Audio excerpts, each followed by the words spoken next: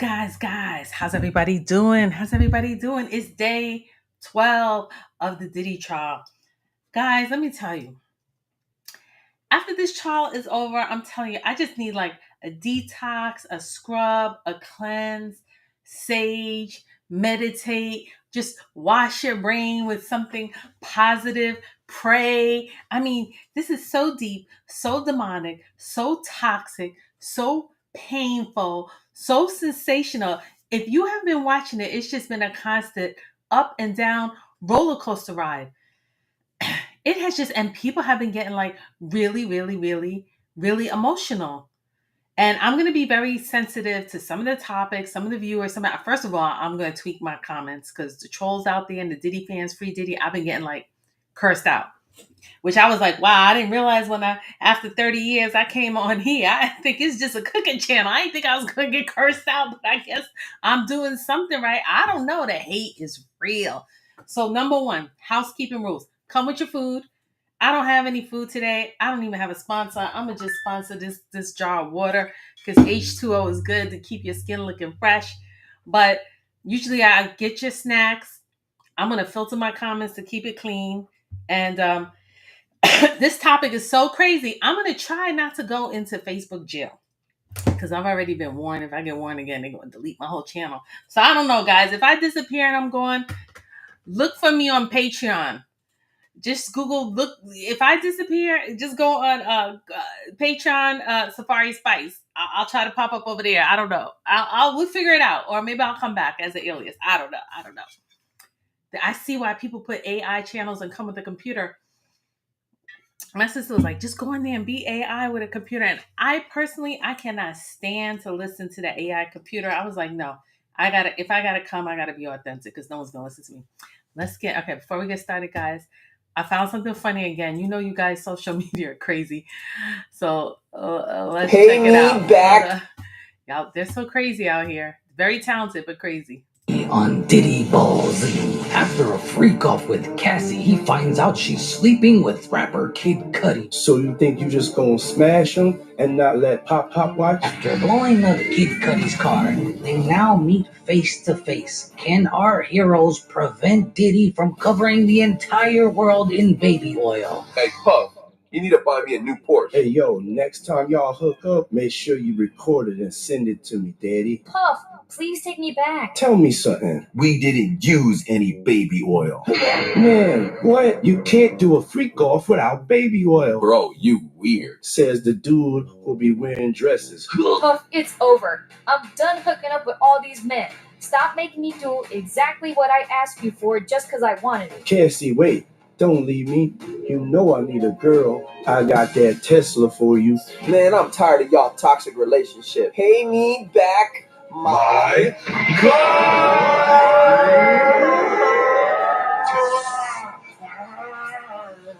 Hey, Playboy, you alright? $50, man, what are you doing here? Damn, Puff.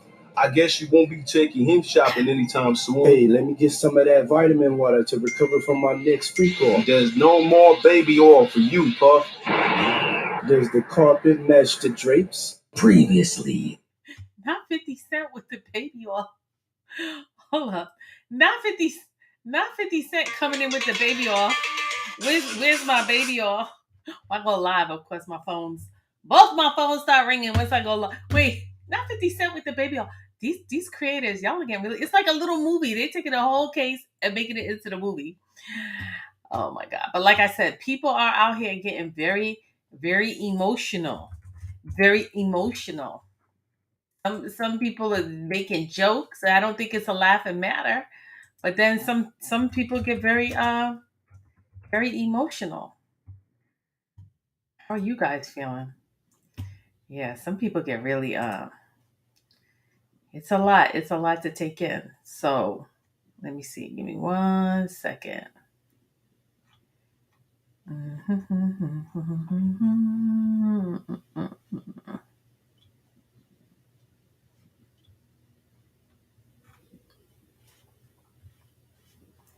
Shout out to Ticket TV. I wanted to play something real quick because he was I listen to him sometimes, and some men are, no one should be for domestic violence, but he started venting. Like I said, everyone gets emotional, so I was just gonna play a little part. Let me see if I can find it. This is Ticket TV.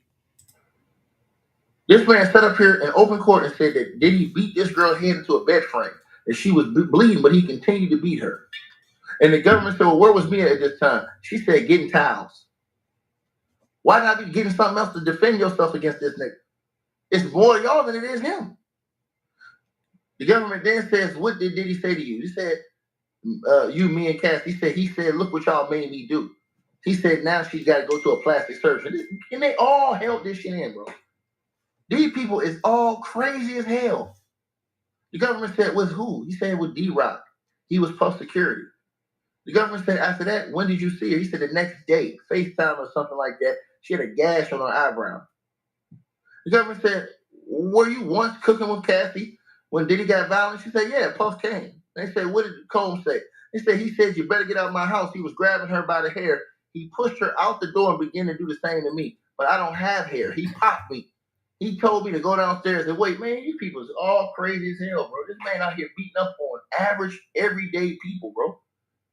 And everybody standing around just acting like this shit. You is hear what business, he's saying? Man. I'm talking about white folk, black he's saying, folk. why is everybody that works for him? About white folks working over there, black folk, just allowing folk. This man had everybody sitting over there watching this shit. Him bro. to beat on everybody.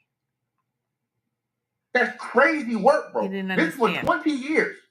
Yep. 20 years. All these people crazy. If I was the judge, I'd say, the hell, I'd throw all y'all asses in jail. Well, what else you thrown in jail for? Because you was a witness and you ain't do shit. Now sit your ass in jail for 5 years and walk it out, nigga. He's right. I had to play that because he's sitting there like, if I was the judge, you tell me every witness after witness, you had the sex worker, the hotel worker, the security department, the fire department, the police department, the engineer in the studio, the security man in the hotel. He's saying, if I was the judge, you telling me everybody witnessed everything, him beating her, blowing up cars, threatening people with the bang bang. Beating her so bad she had to get plastic surgery. Kim Porter beat her in the nose, allegedly, and she had to get sent away in a hotel. He's saying, if I was the judge, everyone that came in here that testified, that said they witnessed a beating, everyone would be getting a minimum of 5-year jail sentence. Shout out to Ticket TV. I like a real man who's going to stand up, because a lot of people have been very quiet. And I'm not saying if you're quiet means complicit, but I have friends in the music business and they don't want to speak out or whatever. They're very quiet, but nothing's cute about DV. It's not cute. And he was just like, y'all are all sick. Because honestly, if you're here watching this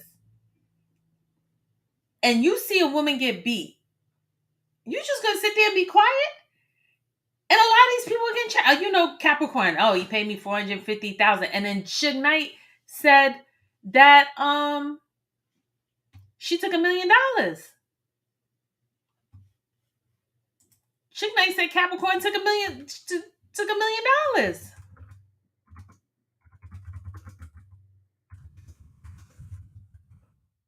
Right? Did he say that? Hold on, let me pull it up. Let me pull it up 1 second. You guys all caught up with today? I'm kind of like a day behind, but we're going to get into the Punisher. We're going to get right into the Punisher right now. I know that's why you're on here. I just want to pull up this clip. So Ticket TV was like, everybody's crazy because everybody's just getting paid and they're taking a payoff. And that's why everyone's, making money and yada, yada, yada. Okay, here it goes. Let me play it. Let me share my screen. Hang with me, guys. Thank you very much. Thank you. You believe she is a credible witness for the prosecution to make a racketeering case against Sean Diddy Combs? Well, look, I say this all the time. Puffy and I are not friends, but Puffy should definitely walk. At the end of the day, how I know Capricorn and when I first heard about Capricorn, it was back when I was doing prison time. He was a guy that didn't work for Death Row, but he was over the security company. This guy, Capricorn, broke his windshield in the back of his truck. He wanted her to pay for it. She couldn't pay for it. A guy named Reggie Wright Jr. told her, well, you got to have sex with me or you pay for it. So she couldn't pay for it, so he forced her to have sex with him, but they were still talking after that, right? But the most important thing is that it was other executives that was involved in Puffy's life. And for Puffy to be the only guy that gets on the stand is a sad day for hip hop.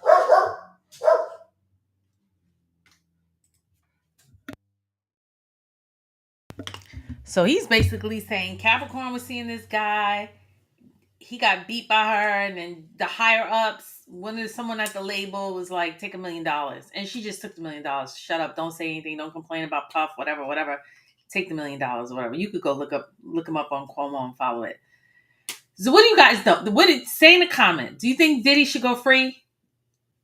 Put a 1. Put a 1 in the chat if he should go free. If you think he shouldn't go free, should get 15 years minimum, should he get life? Do you think he's going to get pardoned by Trump? Presidential pardon? Let me know. I'm curious. Okay, let's get into this Punisher. Let's get into the Punisher. That's why we're here, right? Okay, here we go. Let me see. The Punisher. Do you want to get punished? His social media is Get Punished. The Punisher says he was hired up to a dozen times. The first encounter with Ventura and Combs led to a healthy tip and more gigs. She said thank you and was handed more money, which he counted in the elevator and realized it was $1,200. The first encounter was in the Trump Tower, adding that he now knows that one of his clients was Sean Combs.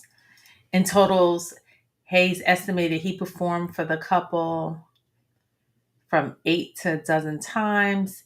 He said he was called to the first rendezvous by a woman who called herself Janet.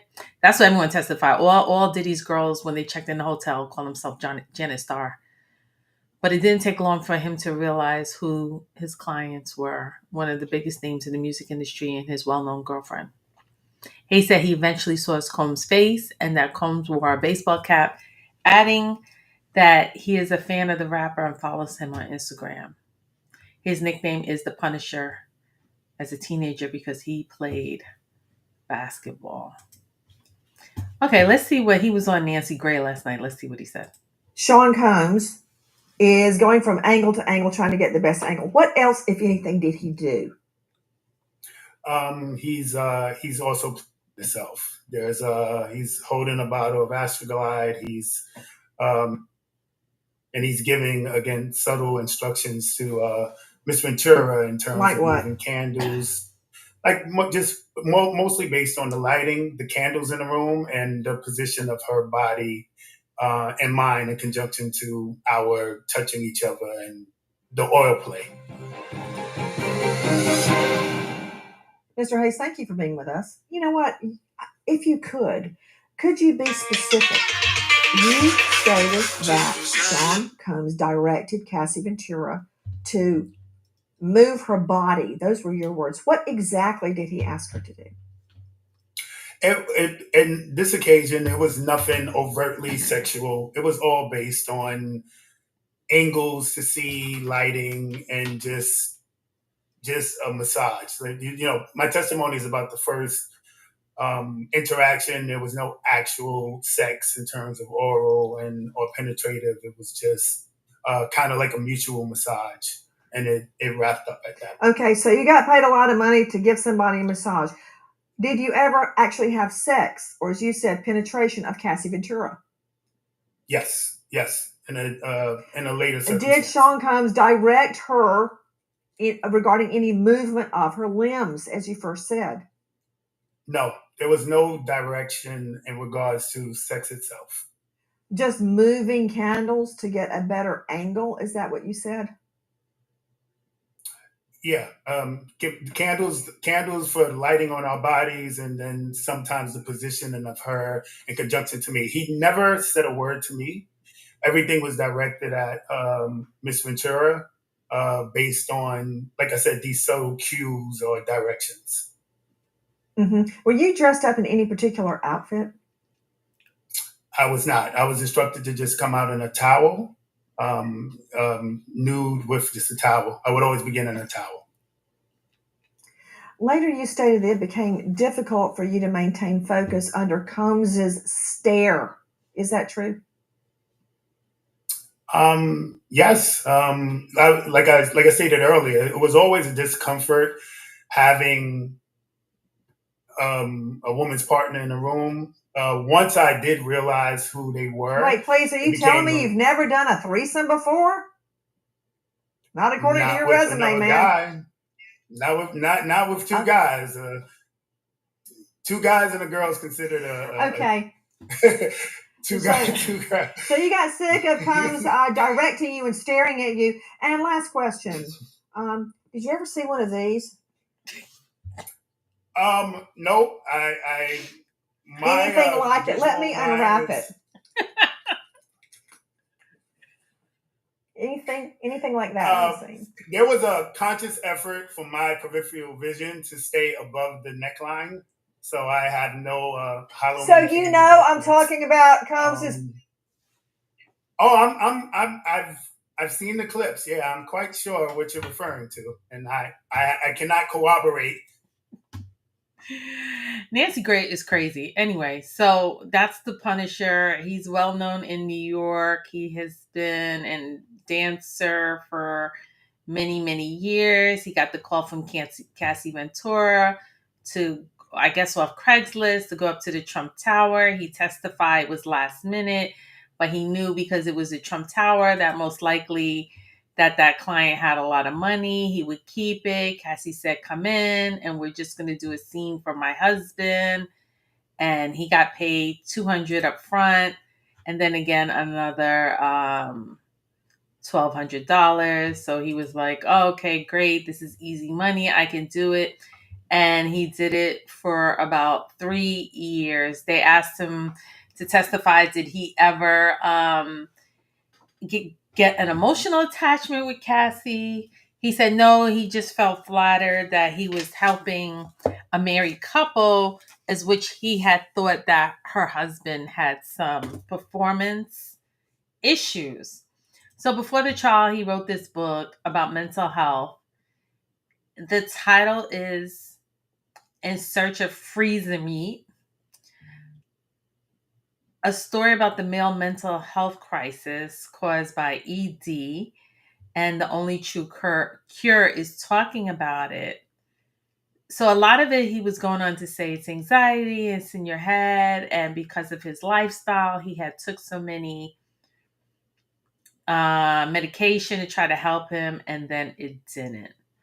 So here it is. So it was published May 2025, which is this month. So I guess he put it out right before the trial, of course, I guess to make some money or to tell his story. He's thanking his dad. He's always been his biggest fan. I'm glad he supports him. They've had a great friendship. Was the biggest motivator to write his book. I think he said his father was a veterinarian. The father was a friend named Brittany. She was the first one to read his book. They have a 15-year friendship. He honored her stamp of approval. He's thanking a couple of other friends. Okay, because I guess his friends knew his story, and I guess when they found out I was dating Cassie, they were like, oh my God, write a book. But of course, you could be sued, I guess. But now it's a testimony. It's out in public. And he did keep the names discreet. But of course, he talks about baby oil. So everybody just kind of figured out who it was. Because in the testimony, it came on that you wrote the book. And you talked about baby oil and everything like that. But he takes out their name. Okay, so first, I'm going to read a little disclosure he had. So first thing first, to keep my lawyer happy. This is coming from the Punisher. Let me call him by his real name. Hold on. Sharay Hayes. Mr. Sharay Hayes, right? Because now he's an author, right? Used to be an exotic dancer to sex worker. Now he's an author. So he's saying here, first things first, to keep my lawyer happy. Please know I am not a doctor. And what I'm sharing in this book is not medical advice. It's a Complication, no, you know what I mean. It's a mixture of everything I've learned about ED problems and the solutions based on the line of work and my personal experience fixing it on my own issues. Listen, I have to abbreviate this stuff because I already got a strike. I have a strike, so I'm not trying to get another strike. The first thing I always tell you guys can put it together. The first thing I always tell you guys that come to me for advice is this: before you do anything, try anything, or take anything, go to your doctor first because you need to rule out physical issues before you address the rest. 9 out of 10 times, the physical health is fine, but there are certain important factors not only the doctor can diagnose, doctors can also tell you directly the best way to solve your issue. So it's always worth to get things checked out. We men tend to think, hey, I'll just deal with it and adjust, but look at your health and sitting in your living room and it's on fire and you just say, I'll deal with it, I'll just bring the action fire. Of course, you do everything that you put out the fire. Go see your doctor. If no, okay. So he's basically saying that it was basically anxiety because he would try to use other methods. Some people, alcohol, drugs, prescription medication, but he said really it's just anxiety with him that he was experiencing during his FO sessions. And these are the chapters.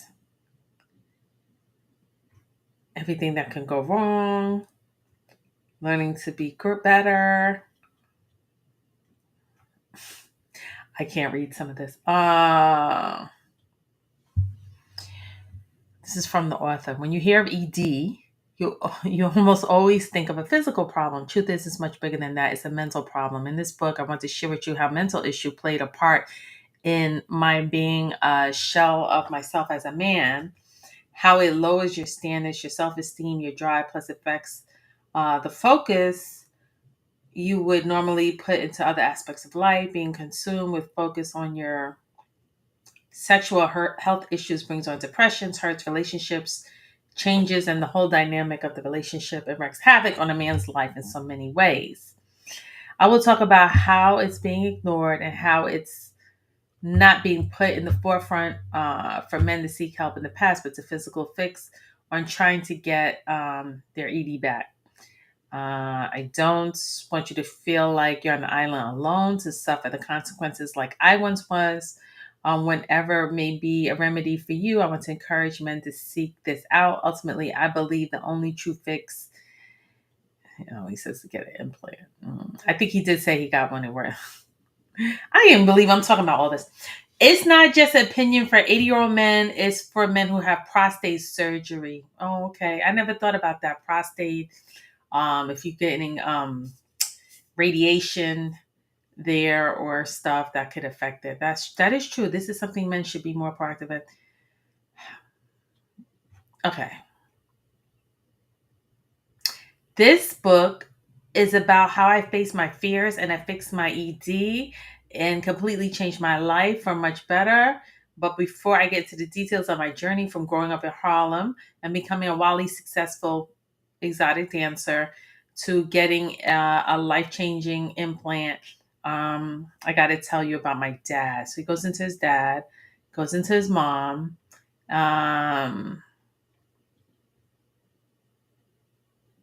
Because his dad was bedded. This part was funny. I think I read this. Come to find out, my dad had been getting his own prescriptions from the VA, Viagra, Cialis, and injections, but he wasn't using any of it. Dad was a hustle man and doesn't say no to anything free. So he was going to get every prescription or whatever they offer, whatever he needed.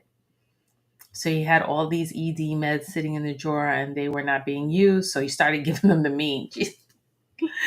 He told me he was good to go and didn't even take it, which was super impressive of him. Okay, so he got hooked on that from his dad. I don't know if I would name this book freezing me. I mean, it's definitely shocking. It's I don't know. So he's talking about his dad.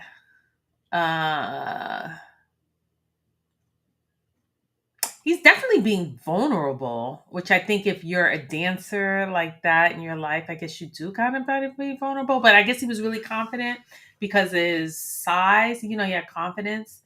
But he said because of the trial, he had lost a lot of weight. He used to be 248 and he's down like very small. He said the stress and the pressure and everything.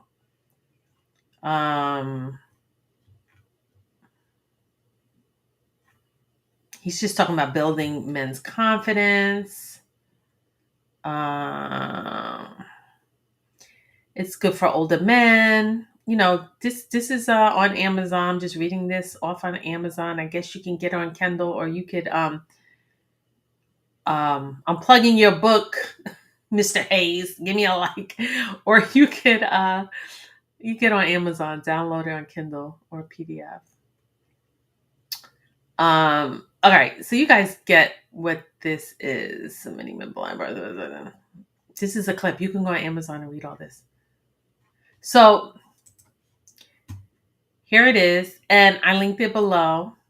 And if it gets too intense, I'm going to stop because, like I said, I do not need another strike on here. Fuck my boy, use relationship.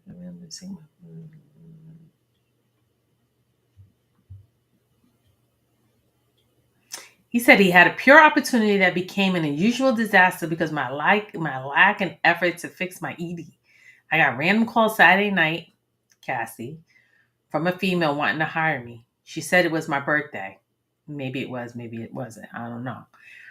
And I'm here with a few girlfriends. Are you available tonight? She tried to set it up like a bachelorette party. No, I usually would give last minute parties away, but when I heard the location was in the Trump Tower, Central Park, I knew it was someone. I'm gonna stop sharing for a minute, but I'm gonna keep reading. I knew it was someone with a big bucks, so I was keeping this gift. After some scheduling back and forth, I quoted her $200. We confirmed at 2:30 a.m. and I showed up with my dancing bag ready to put on the show. And I knocked on the door and opened it, and I literally saw the most beautiful woman I had ever seen in person. True, she's gorgeous by picture, and I can't imagine how she looks in person. I mean, she was flawlessly stunning. She greeted me with this huge inviting smile, and it was clear that she was in the bathroom with a robe. Use your imagination, guys. I'm startled yet in awe that she let me into the living room area of the hotel suite. The room was dimly lit and empty, but I was expecting a full room of girlfriends to celebrate with her. She said it was her birthday. He thought he was going for a bachelorette party, but no one was there. Don't you hear the crickets in the background? Like, creak, creak, creak, creak, creak. And oddly, all the furniture was covered in white sheets. I would have ran for my life. Like, oh my God, about to get killed. White sheets, dark. He's in there alone. He doesn't know this person. Oh my God, I would have been scared. That sounds very scary. When I saw this in my mind, I immediately flashed to the movie American Psycho, where the killer covered all of his furniture in a plastic before he killed someone. So I had a momentary freak out. I gained my composure, then asked, "Where would you like me to do the show?" She responded that she wasn't interested in my dancing and that the purpose for being there was that her hubby, Diddy, had a voyeur fetish and enjoyed watching a romantic scene. She wanted us to sit across from each other while she sensually covered ourselves with baby oil. Guys, I'm going to stop. I'm done.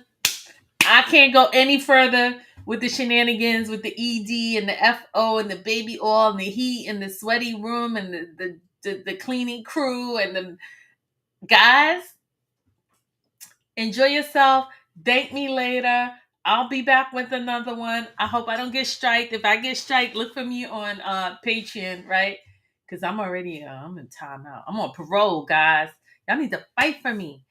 Parole. But I'm up out of here, guys, because I can't. He gets very, go get his book, support the man. And I'll be back with another one. Feeling nice. Cooking up with safari spice. Jerk chicken. Yes, please. I gotta go, guys. Y'all ain't gotta go home, but you gotta get up out of here. Go follow the Punisher on Get Punished. Go follow him and get his book.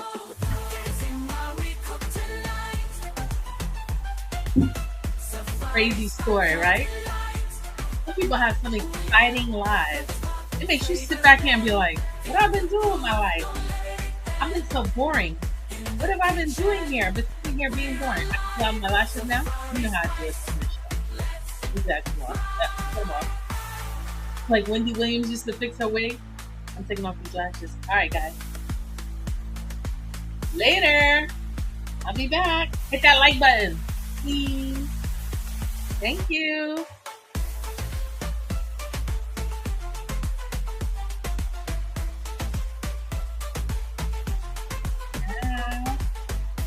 It's almost Friday.